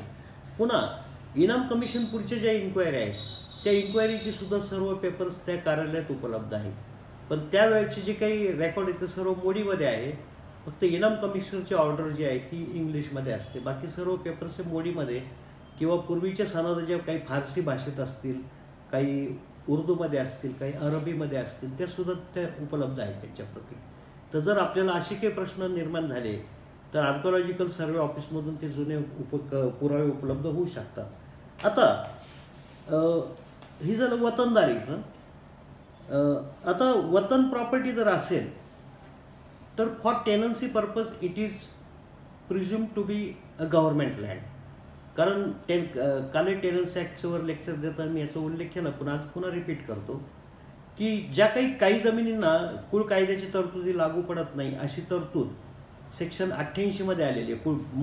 Bombay tenancy and agriculture land ॲक्टचं सेक्शन 88 मध्ये आलेली आहे. त्यामध्ये सेक्शन 88(1)A मध्ये land own by or lease by the government असेल तर that land is exempted from operation of tenancy act. त्या सेक्शन 88च्या एक्सप्लेनेशनमध्ये असं आलेलं आहे की वतन प्रॉपर्टी जी काही आहे ती वतनदाराला जर 1874चं हेरिडिटरी ऑफिसेस ॲक्टप्रमाणे आलेली असेल तर that will be the government land. म्हणजे जेवढ्या काही वतन जमिनी आहेत त्या सर्व गव्हर्नमेंट लँड धरलेल्या आहेत आणि त्याला कुळ कायद्याच्या तरतुदी लागू नाहीत अशी सेक्शन 88(1)A मध्ये प्रोव्हिजन आहे. परंतु जे जे काही वतन ॲबोल्युशन ॲक्ट हे पास केलेले आहेत त्यामध्ये अशी स्पेसिफिक प्रोव्हिजन आलेली आहे की after regrant provision of tenancy act will be applicable. म्हणजे एकदा रिग्रँट जर झाली जमीन तर टेनन्सी ॲक्टचे सगळे प्रोव्हिजन तिथे अप्लाय होतात. म्हणजे फक्त रिग्रँट झाली नसेल तर कुळाला 32 ग खाली किंवा कुळ कायद्याच्या कुठल्याही तरतुदीखाली जमीन विकत मिळू शकत नाही रिग्रँट झाली नसेल तर. पण रिग्रँट झाली असेल तर मग मात्र कुळाला 32 ग लागतो, 32O लागतो किंवा बाकीच्या तरतुदी पण लागतात तिथे. आता आपण देवस्थान इनाम जमिनीकडे घेऊ, कारण तुमच्या भागामध्ये देवस्थान इनाम हा खूप मोठा इश्यू गाजलेला आहे. त्यामुळे देवस्थान इनामाकडे आपण येऊ. आता जसे बाकीचे इनाम वतन ॲबॉलिश केलेले आहेत तसं महाराष्ट्र गव्हर्नमेंटनी देवस्थान इनाम काय ॲबॉलिश केलेलं नाही आहे. एक्सेप्ट देवस्थान इनाम ऑल इनाम्स अँड वतन्स आर ॲबॉलिश. परंतु गुजरात शासनाने 1969 मध्ये देवस्थान इनाम ॲबॉलिश केलेले. त्यांनी गुजरात देवस्थान इनाम ॲबॉल्युशन ॲक्ट ऑफ 1969 हा पास केलेला आहे आणि त्या कायद्याची जी तरतुदी जवळजवळ बॉम्बेचा जो पर्सनल इनाम ॲबॉल्युशन ॲक्ट आहे त्या तशी सिमिलर प्रोव्हिजन आहे. आपल्या इकडे काय अजून देवस्थान इनाम काय ॲबॉलिश झालेले नाही. आता 1971 मध्ये आपल्या गव्हर्नमेंटने ठरवलं होतं देवस्थान इनाम ॲबॉलिश करायचे. त्याचं एक बिल ड्राफ्ट झालेलं होतं पण ते खूप डिफेक्टिव्ह होतं. त्यामध्ये टायटल जे धरलेलं होतं ते खूप चुकीच्या पद्धतीने धरलं होतं. त्यामुळं असेंब्ली पुढं काही ते बिल काही पुटअप करण्यात आलेलं नव्हतं. नंतर एक देवस्थान इनाम कमिटी फॉर्म केली गव्हर्नमेंटनी. त्या देवस्थान इनाम कमिटीवर मी काही कामही केलेलं आहे आणि शासनाकडं डिटेल अहवाल सबमिट केलेला आहे. परंतु अद्याप तो शासनाने त्यावर काही निर्णय घेतलेला नाही. त्यामुळे देवस्थान इनाम अजूनही ॲबॉलिश झालेलं नाही, ते पेंडिंग पडलेलं आहे. आता देवस्थान इनामामध्ये प्रामुख्याने 2 प्रकार आहेत. एक रेव्हेन्यू ग्रँट आणि दुसरी सॉईल ग्रँट आहे. जर एखाद्या जमिनीमधला पूर्ण मालकी हक्क, सर्व रेव्हेन्यू राईट, त्या जमिनीमधला mine mineral right, water right हे सर्व राईट जर त्या देवस्थानाला बहाल केलेले असतील पूर्वीच्या रूलरनी तर त्याला सॉईल ग्रँट असं म्हणलेलं आहे. आणि फक्त रेव्हेन्यू ग्रँट केला असेल किंवा गावाचा महसूल हा देवस्थानाला दिला असेल तर it is called revenue Grant. आता एखादी जमीन रेव्हेन्यू ग्रँट आहे का सॉईल ग्रँट आहे कसं ओळखायचं आहे तर ॲलिनेशन रजिस्टरमधून सुद्धा आपल्याला हे ओळखता येतात की ही रेव्हेन्यू ग्रँट आहे का सॉईल ग्रँट आहे. जर एखाद्या गावचं रेव्हेन्यू जर देवस्थानाला दिलं जात असेल तर त्या गावाला ॲलिनेटेड व्हिलेज असं म्हणतात. मराठीमध्ये त्याला दुमाला गाव म्हणतात. आणि ॲलिनेशन रजिस्टरमध्ये त्याची एंट्री होताना ॲलिनेटेड व्हिलेज असं खाली शब्द वापरलेला आहे. फॉर एक्झाम्पल कल्याण भागातलं फेणे गाव आहे किंवा कणेरी आहे तर कणेरी किंवा फेण गावाचा उल्लेख येताना कणेरी त्याच्या खाली ब्रॅकेटमध्ये आलेले ॲलिनेटेड व्हिलेज किंवा फेणे त्याच्या खाली ॲलिनेटेड व्हिलेज किंवा नाशिक जवळचं शिंगवे बहुला असेल, विहित गाव असेल, बेलत गावन असतील, ही जी गावं आहेत ते ॲलिनेटेड व्हिलेज आहेत. ॲलिनेशन रजिस्टरला त्या गावाच्या नावाखाली ॲलिनेटेड व्हिलेज असा शब्द वापरलेला आहे. आणि पुढे सर्वे नंबरचा जो राखण आहे की एखादी जमीन जर इनाम असेल, वतन असेल तर त्या जमिनीचा सर्वे नंबर तिथे त्या ॲलिनेशन रजिस्टरमध्ये मेंटेन केलेला असतो, नमूद केलेला असतो. तर त्या सर्वे नंबरच्या राखण्यामध्ये एंटायर व्हिलेज असा शब्द वापरलेला आहे. आणि पुढचं रेव्हेन्यू किती होतो आणि किती रेव्हेन्यू ॲलिनेट केलेलं आहे त्याचा उल्लेख संपूर्ण ॲलिनेशन रजिस्टरमध्ये आलेला आहे. आता एंटायर व्हिलेज हा शब्द जो वापरलेला आहे त्याच्यावरून असं रॉंग इंटरप्रिटेशन केलं गेलेलं आहे की संपूर्ण गावच देवस्थानच्या मालकीचं आहे, असं रॉंग इंटरप्रिटेशन केलेलं आहे. कारण हा प्रश्न सुरुवातीला निर्माण झाला नाशिकमध्ये. 1974 मध्ये नाशिक भागामध्ये जे काही असे ॲलिनेटेड व्हिलेज होते ते एका सर्क्युलरचा चुकीचा अर्थ लावून हे जे ॲलिनेटेड व्हिलेजच्या सातबारावर रेगेच्यावर देवस्थानचे नाव सुपिरियर होल्डर म्हणून लावून टाकले. त्यात शिंगवे बहुला आहे, विहित गाव आहे, बेलत गावान आहे आणि अजूनही काही गाव आहे. तर या गावाच्या संपूर्ण सातबारावर रेगेच्यावर सरकारनं देवस्थानचं नाव लावून टाकलं. श्रीराम देवस्थान नाव लावून टाकलं किंवा व्यंकटेश देवस्थान काय आहे तिथे त्यांचं नाव लावून टाकलेलं आहे. नंतर कधीतरी आता जरी नाव असलं तरी ते शेतकरी त्या भागातले जे होते की लँड ओनर जे होते ते असं समजून चालले की त्यांचं रेव्हेन्यू राईट आहे म्हणून त्यांचं नाव लागलेलं आहे. त्यांना हे काही लक्षात आलं नाही की भविष्यामध्ये काय अडचण येईल याच्यामध्ये. नंतर कधीतरी एक कलेक्टर महाशय त्या नाशिकला आलेले होते. ते म्हणे या सगळ्या देवस्थानच्या जमिनी आहेत म्हणे आणि तुम्ही बिगर शेती करताना देवस्थानचं नो ऑब्जेक्शन का घेत नाही. आणि मग त्यांनी एक प्रथा पाडली, देवस्थानचं नो ऑब्जेक्शन घ्यायला पाहिजे, त्याच्याशिवाय जमिनी येणे करता येणार नाही. मग देवस्थाननी काय केलं की नो ऑब्जेक्शन देताना त्या जमीन मालकांकडून काही पैसे घ्यायला सुरुवात केली. पैसे घेऊन त्याची रिसीट देताना श्रीचरणी अर्पण अशा नावाची रिसीट द्यायला लागली. हळूहळू त्यांना असं वाटलं की हा कमाईचा चांगला सोर्स आहे. मग त्यांनी त्या per square metre rate charge करायला सुरुवात केली. जो गरजू होता तो पैसे द्यायला लागला त्यांना. पुढे हळूच कोणीतरी एक मुद्दा उपस्थित केला की या सगळ्या शासनाच्याही जमिनी आहेत, शासनाची पूर्वपरवानगी असल्याशिवाय जमिनीचं येणे करू नये. मग ते शासनाकडे फायली पाठवायला लागले आणि गव्हर्नमेंटचं नो ऑब्जेक्शन असल्याशिवाय जमिनी बिगर शेती केल्या जाणार नाही. मग गव्हर्नमेंट लेवलवर नो ऑब्जेक्शन घ्यायला सुरुवात झाली. असं करता करता चुकीचं इंटरप्रिटेशनमुळं इथपर्यंत झालं की या देवस्थानच्या जमिनीत बाकीच्या मालकांचा काही संबंध नाही, असं एक रॉंग मेसेज संपूर्ण रेव्हेन्यू अथॉरिटीने द्यायला सुरुवात केली. तोच प्रकार पुढं असं सगळीकडे व्हायला लागला. तर त्याबाबत एक गव्हर्नमेंटने काय केलं, 2010मध्ये एक सर्क्युलर काढलं होतं. त्या सर्क्युलरमध्ये खूप त्रुटी होत्या. त्या सर्क्युलरमध्ये असं आलं की देवस्थान इनाम ज्या काही जमिनी आहेत त्या अहस्तांतरणीय आहेत. त्या जमिनीला कुळ लावून जमीन देता येत नाही, कुळ कायदा लागत नाही. असं असतानाही बेकायदेशीर ज्या देवस्थान इनाम जमिनीचं हस्तांतरण झालेलं आहे, तर ह्या ज्या काही नोंदी झाल्यात सातबारावर, त्या सर्व नोंदी लँड रेव्हेन्यू कोडचं सेक्शन 257 खाली महसूल अधिकाऱ्यांनी सो मोठं रिव्हिजनमध्ये घ्याव्यात आणि रिव्हिजनमध्ये घ्यायला जो काही विलंब होईल तो सर्व विलंब माफ करावा, असं एक चुकीचं सर्क्युलर काढलं. म्हणजे 50 वर्ष झालं तरी ते माफ करावं. आता त्यामध्ये हे काही कुठं आलं नाही की सॉईल ग्रँट कशाला म्हणावं, रेव्हेन्यू ग्रँट कशाला म्हणावं, याचा काही उल्लेख नाही आहे. आणि 2011मध्ये ज्यावेळेला शासनाच्या निदर्शनाला बऱ्याच गोष्टी आणून दिल्या गेल्या त्यावेळेला त्यामध्ये एक दुरुस्ती केली की त्या 2010च्या सर्क्युलरमध्ये जो कुळाचा संदर्भातला विषय होता की ह्या जमिनीला कुळ कायदा लागत नाही आणि कुळाला जमीन लावून देता येत नाही, तो पार्ट त्या सर्क्युलरमधून डिलीट करून टाकण्यात आला.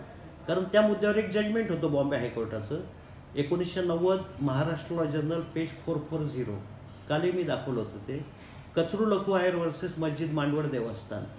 त्यामध्ये असं धरलेलं आहे की देवस्थान इनाम जमीन या काही गव्हर्नमेंट लँड नाही आहेत, त्यामुळे याला कुळ कायद्याची तरतुदी लागतं. These lands are not exempted as per section 88(1)A of tenancy act, म्हणून त्याला कुळ कायद्याची तरतुदी लागतं. हे ज्यावेळी जजमेंट पॉईंट आऊट केलं गेलं त्यावेळेला ते 2010च्या सर्क्युलरमधून ह्या कुळासंदर्भातला मजकूर हा डिलीट करण्यात आला. बाकीचा मजकूर तसाच राहिला.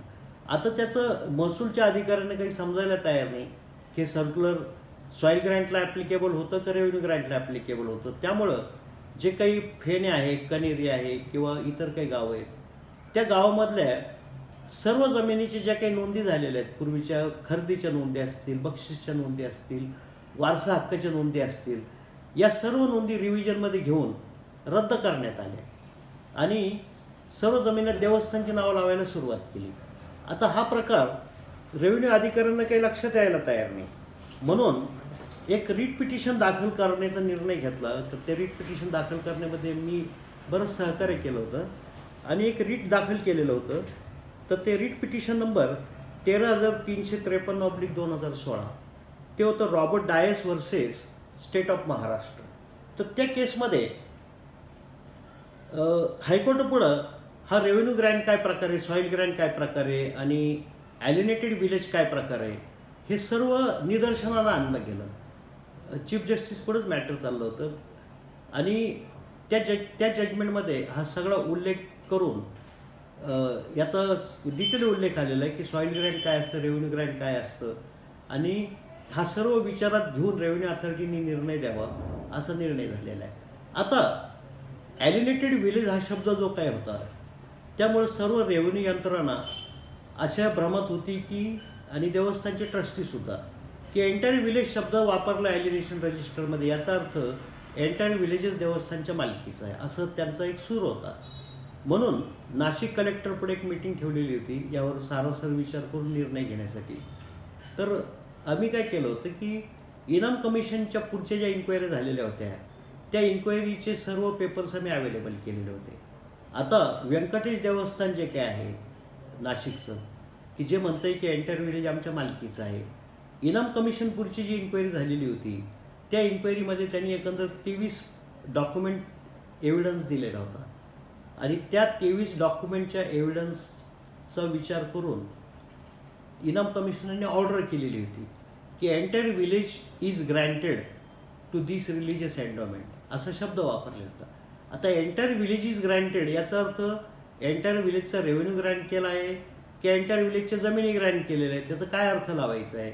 म्हणून ही जी काही ऑर्डरमध्ये संदिग्धता होती ही दूर करायसाठी काय करायला पाहिजे. मग हे 23 डॉक्युमेंट जे काही इनाम कमिशन पुढे दाखल केलेली होती त्या 23 डॉक्युमेंटचा काय अर्थ होतोय म्हणून ते सर्व पेपर्स काढले गेले आणि मग एक एक जो डॉक्युमेंट होता त्यात मुघलांनी काहीतरी सनद दिलेली आहे, पेशव्यांनी काही वेगळी सनद दिलेली आहे, शाहू महाराजांनी काही सनद दिली वेगळी, पुन्हा निजामांनी काही सनदी त्यांना दिलेल्या आहेत. अशा वेगवेगळ्या पद्धतीच्या त्या सनदी होत्या की 23 डॉक्युमेंट होते आणि त्याच्यावरून त्या देवस्थानचं असं म्हणणं होतं की हे आमचं इनाम आहे.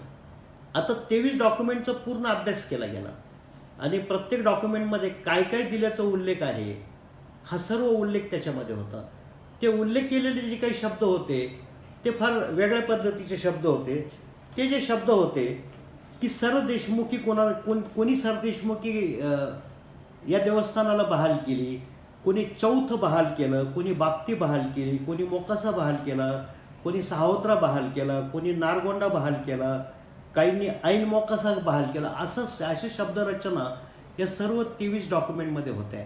मग आता कोणी कोणी काय काय बहाल केलं, कोणी मोकासा दिला, ऐन मोकासा दिला, बाप्ती दिली, सरदेशमुखी दिली वगैरे वगैरे सर्व उल्लेख होता. मग आता हे शब्द याचा अर्थ काय होतो, काय काय काय काय बहाल केलं याचा अर्थ त्या जमिनी बहाल केल्या असं होईल का. म्हणून या सर्व शब्दांचा अर्थ पाहायला सुरुवात केली आम्ही. तर ॲलिनेशन मॅन्युअल जे आहे जोगळेकरांचं त्यामध्ये सगळ्या शब्दांचा उल्लेख आहे. तर त्यामध्ये असं आलेलं आहे की जर एखाद्या गावाचा रेव्हेन्यू जर 400 रुपये होत असेल तर त्यावर मराठा रूलर म्हणून जे काही असतील त्यांचा 10% सरचार्ज होता. त्याला सरदेशमुखी असं म्हटलेलं आहे. जे आपण म्हणतो ना इन्कम टॅक्समध्ये एक सरचार्ज लावलेला आहे तो सरचार्ज होता 10%. म्हणजे 400 रुपये महसूल जर असेल तर त्यावर 10% म्हणजे 40 रुपये ही सरदेशमुखी असायची. म्हणजे मराठा रूलर जो आहे त्यांचा तो राईट होता 10%. असं मिळून 440 रुपये त्याची टोटल व्हायची. म्हणजे ज्या गावातून 400 रुपये रेव्हेन्यू मिळत असेल तर त्या गावातून 440 रुपये वसूल केले जायचे प्रत्येक शेतकऱ्याकडून 10% एक्स्ट्रा घेऊन. आता जे 400 रुपये जे असायचे त्यामधला 100 रुपये म्हणजे 1/4 हा चौथ म्हणजे 1/4 हे राजासाठी स्वतंत्र काढून दिलेले असायचे. म्हणजे 400 रुपयामधून 100 रुपये चौथ म्हणून बाजूला काढलेले. आता हे 100 रुपये जे काही बाजूला काढलेले असायचे आणि बाकीचे 300 रुपये जे सरकारी खजिन्यात यायचे त्याची विल्हेवाट त्या वेळच्या पद्धतीप्रमाणे व्हायची. कुठं काय खर्च करायचा तो जसं आज आपण बजेट डिक्लेअर करतो त्या पद्धतीने त्याचा निर्णय व्हायचा काय. आता चौथ म्हणून जो 100 रुपये बाजूला काढायचे त्यामधलं बाप्ती म्हणून 25 रुपये असायचे, मोकासा म्हणून 75 रुपये असायचे. आता जो मोकासा 75 रुपये म्हणून असायचा त्यामधून सावत्रा म्हणून 6 रुपये काढायचे. आता सावत्रा म्हणजे तो पंत सचिव म्हणून जे काही काम करणाऱ्या व्यक्ती असायच्या त्यांचा तो अधिकार असायचा. पुन्हा नारगोंडा म्हणून 3 रुपये बाजूला काढायचे. नारगोंडा म्हणजे वेगवेगळ्या पद्धतीचे काही व्यक्ती असतील त्यांना काही मदत करणं गरजेचं आहे तो अधिकार त्यावेळेच्या राजाला असायचा, त्याला नारगोंडा असं म्हटलं जायचं. आणि ऐन मोकासा हे जे वजा करून जे 66 रुपये असायचे त्याला ऐन मोकासा असं म्हणायचे. आणि 300 रुपये जो गव्हर्नमेंटच्या ट्रेझरीत यायचा त्याला जहागिरी अंमल किंवा स्वराज असं म्हणायचे. आता अशा पद्धतीने 440 रुपयाचा हिशोब असायचा. आता जे 23 डॉक्युमेंट त्यामध्ये रेफर केलेले होते त्यामध्ये या सर्व या शब्दांचा उल्लेख होता. म्हणजे 440 रुपये जे टोटल मी आपल्याला दाखवलेलं आहे हे शब्द त्यामध्ये होते की अमुकनी हा मोकासा बहाल केला, पंत सचिवांनी बाबती बहाल केली, अमुकनी हे केलं, तर म्हणजे हा 440 रुपयाचा जो एंटायर रेव्हेन्यू त्या गावाचा मिळत होता तोच त्या गावाला बहाल केलेला आहे, हे त्या डॉक्युमेंटवरून सिद्ध केलेलं आहे. आणि आम्ही त्या रेव्हेन्यू यंत्रणेला हे सिद्ध करून दाखवलं की बा हे एंटायर विलेज हा शब्द जिथं वापरलेला आहे, एंटायर विलेज म्हणजे त्या गावाचा जो काही रेव्हेन्यू आलेला आहे तो संपूर्ण रेव्हेन्यू त्या गावाचा त्या देवस्थानाला मिळायचा अधिकार आहे. याचा अर्थ एंटायर विलेज त्या देवस्थानच्या मालकीचा नाही, हे त्यावरून सिद्ध झालेलं आहे. आता ते मॅटर सबज्युडाइज आहे, त्यामध्ये होईल काय ॲप्रोप्रिएट ऑर्डर व्हायची. म्हणून ज्या ॲलिनेशन रजिस्टरमध्ये एंटायर विलेज असा शब्द आलेला आहे, याचा अर्थ एंटायर विलेजचा रेव्हेन्यू देवस्थानाला बहाल केलेला आहे. एंटायर विलेजच्या जमिनी काही बहाल केलेल्या नाही.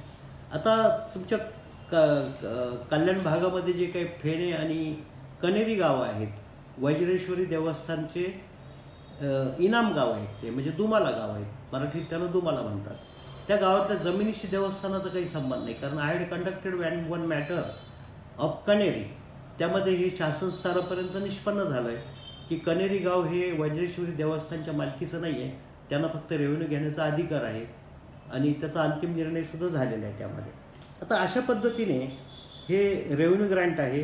आणि सॉईल ग्रँट जी काय आहे देवस्थानची, त्याचं ॲलिनेशन मात्र करायचं असेल तर मात्र त्या ॲलिनेशनला निर्बंध आहे. कारण जर ट्रस्ट रजिस्टर असेल देवस्थानचा तर that land can be sold or alienated with prior permission of charity commission as per section 36 of that act. आता या संदर्भात काही ब्रिटिश पिरियडमध्ये काही प्रकार घडलेले होते. जसं आता मी आपल्याला सांगितलं की 1852चा रेंट फ्री इस्टेट ॲक्ट आणलेला आहे. त्यानंतर 1863चा एक्झम्पशन फ्रॉम लँड रेव्हेन्यू ॲक्ट हा ॲक्ट नंबर 1 आणि ॲक्ट नंबर 2 असा आणलेला आहे. ॲक्ट नंबर 1मध्ये असा उल्लेख आहे सेक्शन 8मध्ये, त्याच्यात सेक्शन 8चा क्लॉज 1 की 1852च्या कायद्यानुसार जर त्या जमिनीची इन्क्वायरी पूर्ण झाली असेल आणि त्याला रेव्हेन्यूमध्ये एक्झम्पशन दिलेलं असेल तर ते एक्झम्पशन हे कंटिन्यू राहील, असं क्लॉज 1मध्ये उल्लेख आहे. क्लॉज 2 जो आहे सेक्शन 8चा, त्याच्यामध्ये असं आलेलं आहे की ज्याचे अनसेटल्ड क्लेम आहेत, म्हणजे ज्याचं सेटल झालेलं नाही आहे, अशांना सुद्धा एक्झम्पशन कंटिन्यू राहील, provided they should pay 25% of the revenue as a quit rent to the government, अशी तरतूद आलेली आहे. आणि त्याचा सबक्लॉज 3 जो आहे सेक्शन 8चा सबक्लॉज 3, त्यामध्ये असं आलेलं आहे any alienation that land cannot be alienated, असं शब्द आलेला आहे. म्हणजे एकदा तुम्हाला एक्झम्पशन दिलं असेल तर त्या जमिनीचं alienation by sale or otherwise करता येणार नाही, असं त्यामध्ये आलेलं आहे. आता पुढं अशी काही कुठं तरतूद नाही आहे की any alienation in contravention of clause 3 shall be void, असं कुठं आलेलं नाही. किंवा that land shall be alienated as per the permission of appropriate authority, अशी काही तरतूद आलेली नाही. फक्त ॲलिनेशन प्रॉहिबिशन आहे क्लॉज 3 प्रमाणे.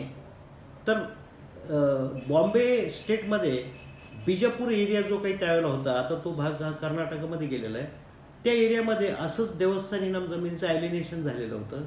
आणि क्लॉज 3चा अर्थ काय लावायचा, ॲलिनेशन करता येणार नाही अशी तरतूद आहे, याचा अर्थ ते झालेलं ॲलिनेशन बेकायदेशीर होईल का, असं त्या एरियामधल्या कलेक्टर साहेबांना प्रॉब्लेम आलेला होता. म्हणून त्यांनी काय केलं की ब्रिटिश गव्हर्नमेंटला सेक्रेटरी इन काउन्सिलला एक क्वेरी केली किंवा अशी परिस्थिती झालेली, तर what action should be taken, whether land can be resume, म्हणजे जमीन सरकारजमा करता येईल का.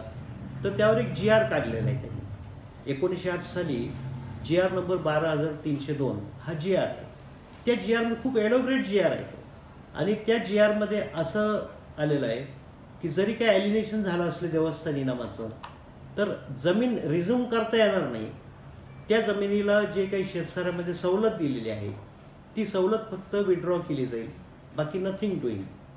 आता त्यामध्ये काहीतरी टेक्निकल काही क्वेरी राहिलेल्या होत्या, त्याही सॅटिस्फाईड झालेले पुढच्या GRने, GR नंबर 9004 1913चा GR आहे, त्यामध्ये काही त्रुटी होत्या त्या क्लिअर झालेल्या आहेत. आता त्या GRचा अर्थ काय झालेला आहे की जरी एखाद्या देवस्थान इनाम जमिनीचं हस्तांतरण झालं असेल तर ते हस्तांतरण बेकायदेशीर लगेच होत नाही. तर शासनाने काय करायला पाहिजे की त्या जमिनीला जी शेतसाऱ्यामध्ये सवलत दिलेली आहे, कारण त्या जमिनीचा वापर रिलिजियस पर्पजसाठी होतो म्हणून सवलत दिलेली आहे. आता एकदा त्याच कारणासाठी जर वापर होतच नसेल तर दिलेली सवलत फक्त काढून घ्यावी, एवढंच फक्त महसूल यंत्रणेने करायला पाहिजे. पुढे 1953 एक सर्क्युलर आलेलं आहे की असे जे काही हस्तांतरणाचे प्रकरणं असायचे तर ते मंत्रालयात पाठवले जायचे. तर एक सर्क्युलर शासनाने काढलं की असे प्रकरणं ही काही मंत्रालयात पाठवू नयेत. हे 2 जे जी आर त्या आधारे जिल्हाधिकारी यांनीच परस्पर निर्णय घ्यावा. परंतु काय झालं की हे सर्व सर्क्युलर जी आर हे बाजूला करून 2010चं सर्क्युलर काढलं शासनाने. याचा काही विचार न करता की झालेलं ॲलिनेशन बेकायदेशीर असं समजून. एखादं ॲलिनेशन जर त्या देवस्थानच्या हितासाठी झालं असेल की बॉम्बे पब्लिक ट्रस्ट ॲक्ट यायच्या अगोदर ती जमीन ॲलिनेट केली असेल, त्या कोणी ट्रस्टी असेल, महंत असेल, कारण त्यावेळेला कायदा अस्तित्वात नव्हता की ॲलिनेशनला परवानगी घ्यायची, आणि त्या आलेल्या पैशातून जर देवस्थानासाठीच काही खर्च केला असेल, त्यांनी देवस्थानाची दुरुस्ती असेल, सभामंडपाचं काम केलं असेल, तर ते ॲलिनेशन बेकायदेशीर कसं म्हणता येईल. म्हणून जोपर्यंत ॲलिनेशन बेकायदेशीर असं ठरवलं जात नाही एखाद्या ॲप्रोप्रिएट अथॉरिटीकडून किंवा न्यायालयाकडून, तोपर्यंत ॲलिनेशन बेकायदेशीर कसं ठरवलं जाईल. पुन्हा काही जमिनीच्या बाबतीत असं आढळलेलं आहे की जरी ॲलिनेशन रजिस्टरमध्ये देवस्थान इनाम वर्ग 3ची जमीन जरी दाखवलेली असली तरी मागचं हिस्ट्री जर पाहिली की इनाम कमिशन पुढे जे काही पुरावे दिलेले ते पुरावे जर पाहिले, ॲक्च्युली ती जमीन त्या व्यक्तीची प्रायव्हेट प्रॉपर्टी होती. फक्त त्या जमिनीचं उत्पन्न देवस्थानासाठी खर्च केलं जात होतं म्हणून त्याला एक्झाम्पशन दिलं होतं. म्हणून ॲलिनेशन रजिस्टरमध्ये त्या सर्व नंबरचा उल्लेख आहे. आता त्या व्यक्तीने किंवा त्याच्या वारसाने ती जमीन जर विकली असेल तर त्याला बेकायदेशीर म्हणता येईल का? बेकायदेशीर म्हणता येत नाही. दिलेली सवलत फक्त काढून घेतली जाईल, त्याला सवलत पुढे ठेवली जाणार नाही. परंतु त्याचा विचार न करता 2010चं सर्क्युलर काढलेलं आहे आणि ते काही सर्क्युलर अजूनही रद्द झालेलं नाही. कारण रॉबर्ट डायस मॅटरमध्ये ते जे काही पिटिशनर जे होते त्यांचा पर्पज सर्व झाला होता. त्यांना फक्त हे एवढंच पाहिजे होतं की त्या सर्क्युलरमध्ये याचा काही उल्लेख नाही आहे की रेव्हेन्यू ग्रँट आणि सॉईल ग्रँट. तर आमच्या जमिनी जे आहेत ते रेव्हेन्यू ग्रँट आहेत ॲलिनेशनप्रमाणे, त्यामुळे ते जी आर आम्हाला लागू पडत नाही वगैरे त्यांचं म्हणणं होतं असं. आता त्या पिटिशनर ॲडव्होकेटनी कोर्टापुढे असं सबमिशन केलं की एवढं जरी तुम्ही बायफर्केट करून दिलं तर आवर पर्पज विल बी सर्व, म्हणून आम्हाला ते जी आर रद्द करायची काही गरज वाटत नाही. म्हणून तो जी आर काही टच न करता जी आर तसंच ठेवलेला आहे. तो अजून मला कल्पना नाही की तो जी आर कोणी अजून चॅलेंज केला की नाही. तर अशी देवस्थान इनामाची परिस्थिती आहे. आता बऱ्याच वेळा काय होतं की ॲलिनेशन रजिस्टरमध्ये असलेले नंबर आणि 7/12वरचे नंबर हे टॅली होत नाही. कारण काय झालं की सर्वे सेटलमेंट ब्रिटिशांनी 1840च्या पुढं सुरू केलेलं आहे. आता ॲलिनेशन रजिस्टर जे तयार झाले ते साधारण 1876-77ला ॲलिनेशन रजिस्टर तयार झालेले, 1886-87ला. आता काही गावाचं सर्वे सेटलमेंट हे 1886-87 पर्यंत ते पूर्ण झालेलं नव्हतं.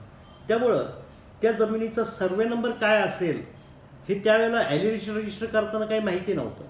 म्हणून ॲलिनेशन रजिस्टरला सर्वे नंबर द्यायच्या पूर्वीचे जे प्रतबंदी नंबर होते ते प्रतबंदी नंबर हे त्या ॲलिनेशन रजिस्टरमध्ये नमूद करण्यात आलेले होते आणि ते सर्व नंबर त्या नंबर आजच्या 7/12ला टॅली होत नाही.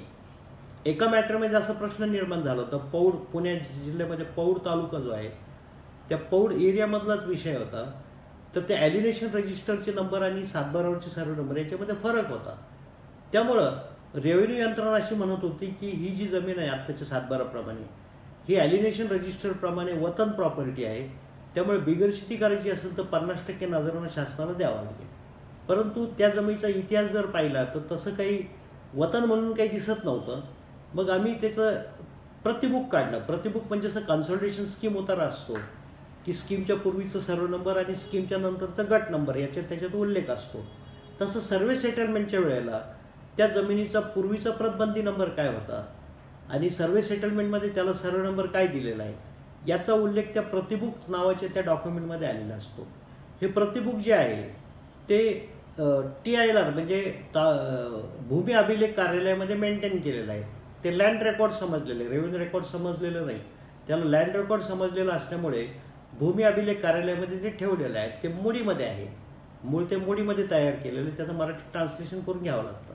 तर पौड मॅटरमध्ये ज्यावेळेला ते प्रतिबुक आम्हाला मिळाले त्या प्रतिबुकावरून आम्ही सिद्ध करून दिलं की प्रतिबुकाप्रमाणे जो नंबर आहे तोच ॲलिनेशन रजिस्टरला रिफ्लेक्ट झालेला आहे आणि त्या प्रतिबुकामध्ये त्याला जो सर्वे नंबर दिलेला आहे ती ऑलरेडी वतन प्रॉपर्टी म्हणून सातबारावर दाखवलेली आहे आणि त्याचं 50% नजरानं ऑलरेडी तुम्ही घेतलेलं आहे. ती जमीन वेगळी आहे, आमची जमीन वेगळी आहे, हे त्यावरून सिद्ध झालेलं आहे. ज्या ज्या वेळेला आपली जमीन ही इनाम किंवा वतन आहे की नाही हा वादाचा विषय निर्माण होतो, त्यावेळेला ॲलिनेशन रजिस्टर आणि प्रतिबुक हे पाहणं गरजेचं असतं. त्यावरूनच आपल्याला हे निष्पन्न करता येईल की वेदर इट इज अ वतन लँड और इनाम लँड. आता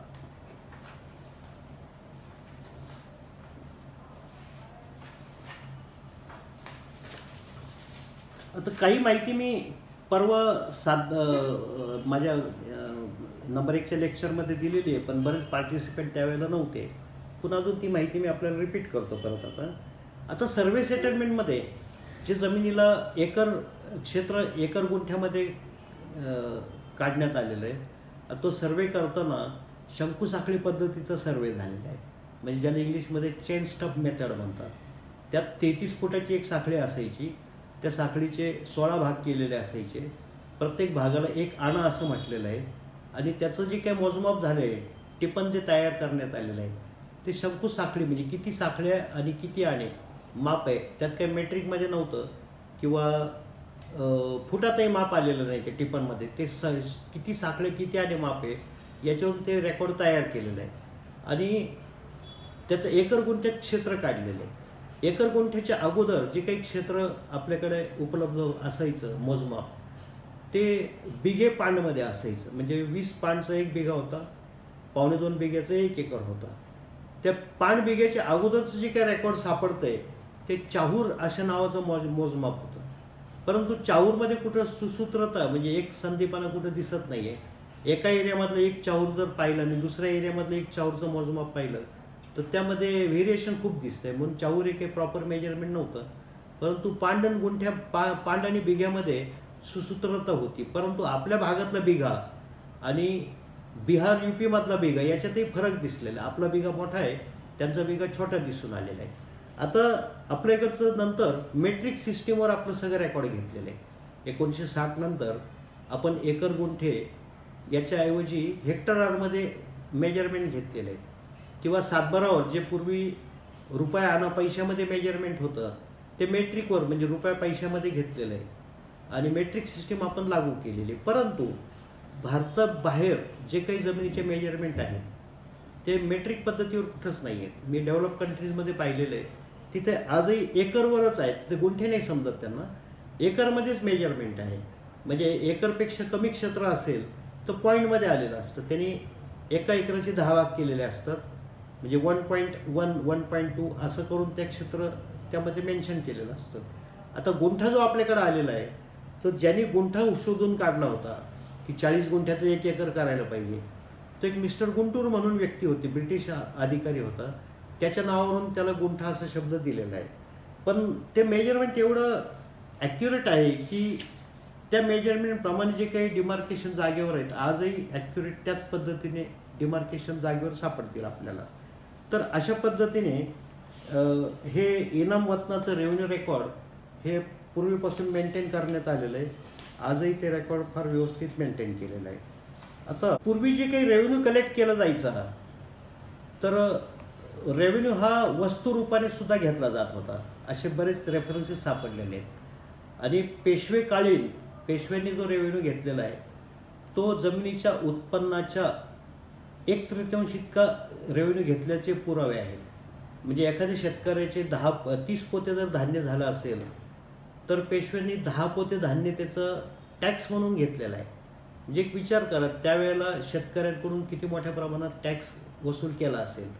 म्हणजे लगान पिक्चर जे आपण पाहिलेला आहे तो खरंच त्यावेळेला होता. म्हणजे शेतकऱ्यावर खरंच अन्याय झालेले आहेत त्यावेळेला, हे त्याच्यावरून लक्षात येते. अशी परिस्थिती आहे. So with this I conclude my lecture.